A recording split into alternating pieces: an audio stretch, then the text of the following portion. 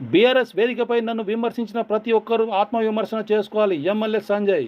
జగిత్యాల జిల్లా కేంద్రంలో ఏర్పాటు చేసిన విలేకరుల సమావేశంలో ఎమ్మెల్యే సంజయ్ కుమార్ మాట్లాడుతూ, నా రక్తంలోనే రాజకీయం ఉందని, నేను పుట్టిందే రాజకీయ కుటుంబంలోనేనని తెలిపారు. కవిత ప్రోత్సాహంతోనే నేను రాజకీయంలోకి వచ్చానని, జగిత్యాల ప్రాంత అభివృద్ధి కోసం సీఎం రేవంత్ రెడ్డితోనే సాధ్యమని భావించి కాంగ్రెస్ పార్టీలో చేరానని జగిత్యాల ఎమ్మెల్యే సంజయ్ కుమార్ అన్నారు. ముఖ్యమంత్రి గారి సహకారంతో తర్వాత కరోనా వచ్చింది. గతంలో రోడ్డు పోవడం, ఇటు కరోనా రావడం, దాదాపు 2.5 సంవత్సరాలు ఆ రకంగా పోయిన తర్వాత మళ్ళీ ఆ పాత పథకాలు ఏవైతే ఉండేనో అప్పుడు ప్రారంభించినామో కాంట్రాక్టర్లు అందరూ వదిలేసి వెళ్ళిపోయిన డబుల్ బెడ్రూమ్ 2018లో కేటీఆర్ గారి ద్వారా ఇక్కడ శంకుస్థాపన చేసాం. నేను ఎమ్మెల్యే కూడా కాదు, గతంలో పార్లమెంట్ సభ్యులు. ఆ కాంట్రాక్టర్ 3 సంవత్సరాలు వదిలేకపోతే మా కుటుంబ సభ్యులకు మిత్రులైన కాంట్రాక్టర్ని తీసుకొచ్చి 4,000 ఇళ్ళు నిర్మాణం చేసాం. ఒక జీవితాలు ఒక్క డబుల్ బెడ్రూమ్ ఇల్లు కట్టాలంటే ఎంత కష్టం నిర్దేశం. ఎన్నో నియోజకవర్గాల్లో ఒక 200, 300 కూడా కట్టలేకపోయిన పరిస్థితులు ఉన్నాయి. ఇక్కడ అదేవిధంగా నిరంతరం ప్రజల మధ్య నుండి పల్లె నిద్ర చేసుకుంటూ ప్రజల మధ్య నిరంతరం అందుబాటులో ఉండడంతో చుట్టుపక్కల నియోజకవర్గాల్లో కొంత ప్రతికూల పరిస్థితులు ఏర్పడి బీఆర్ఎస్ పార్టీ శాసనసభ్యులు ఓడిపోయినా ఇక్కడ నన్ను గెలిపించింది.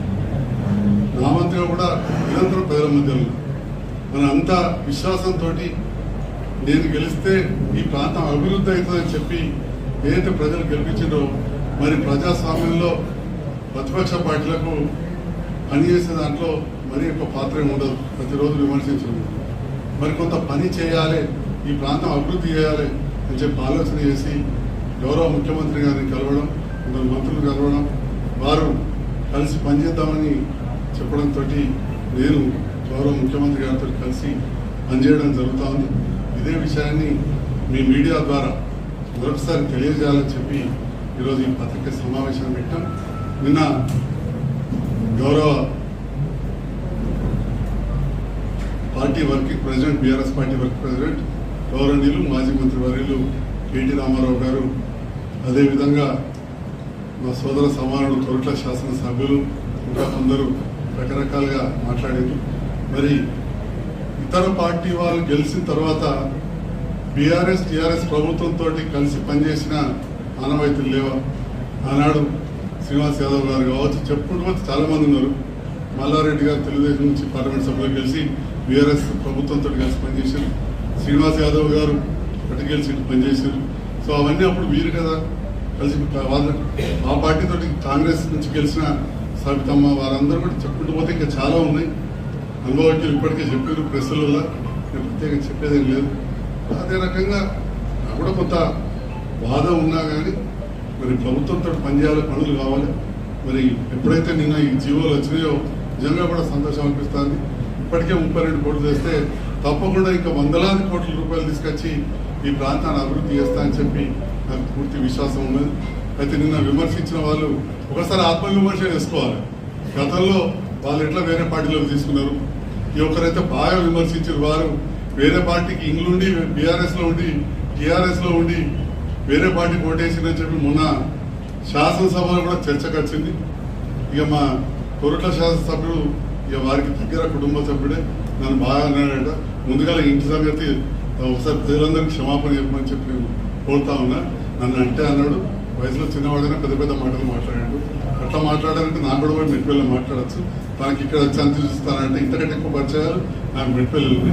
అవన్నీ కాదు, రాజకీయాలు ఉన్నప్పుడు కొంత హుందాతనం ఉండాలి.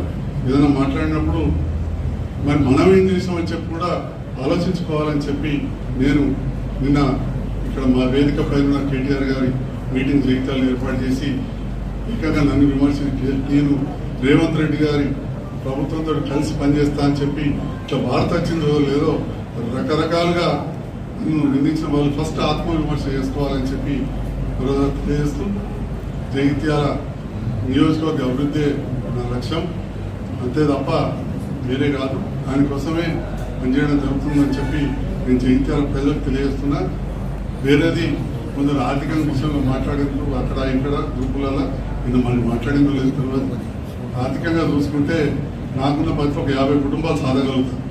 ఖాళీ హాస్పిటల్లో కూర్చుంటే ఎన్ని కాబట్టి ఒక నా కుటుంబాన్ని నేను సాదుకోవడానికి ఎవరికో లాలించుకోవాల్సిన అవసరం లేదని చెప్పి కూడా ఇక్కడ ఉన్న మీడియా మిత్రులకు చాలామంది మీ మీడియా మిత్రులంతా జగిత్యాల కరీంనగర్ ప్రాంత వాస్తవ్యులు కాబట్టి మీకు కూడా అన్ని విషయాలు తెలుసు.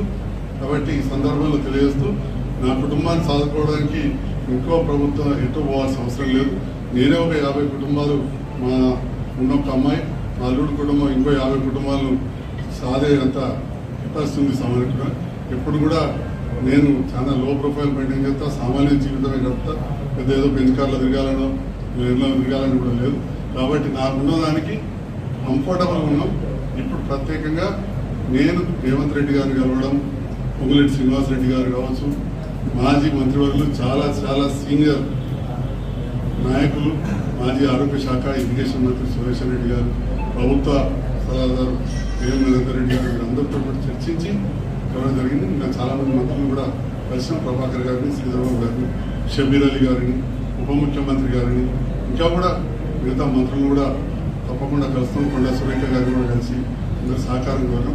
చాలామందిని అందరూ కలిసి రేపు తప్పకుండా ఈ ప్రాంత అభివృద్ధి ధ్యేయంగా మేము పనిచేస్తా అని చెప్పి కూడా తెలియజేస్తాం. Thank you.